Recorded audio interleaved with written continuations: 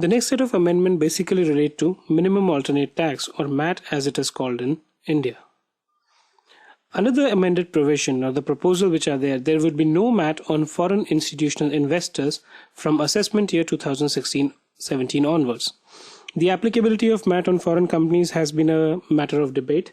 Now, the welcome step is that the FIIs have been exempted. So there was a controversy on whether MAT is applicable on the FIIs or not. Under the proposed amendments, there will be no MAT on FIIs except on short-term capital gain transaction not liable to STT. And there will be no expenses also which will be allowed to the FIIs in respect of this income on which there is no MAT which is levied.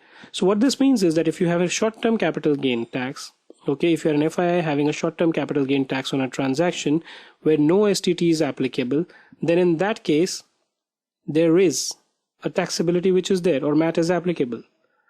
This also throws open a lot of debate in terms of whether this MAT is going to apply now to the foreign companies, not necessarily FIIs who are putting in money by way of FDI, okay, and others. One will have to wait to see what kind of a clarification comes in here. The second is that there will be no MAT on share of AOP income. Presently, whenever the AOP income is received by a person, there is no specific exemption, okay. But what is proposed is that there shall be no MAT on income of AOP exempt under section 86, right? And correspondingly, there shall not be any expenditure which will be allowed as a deduction against such income.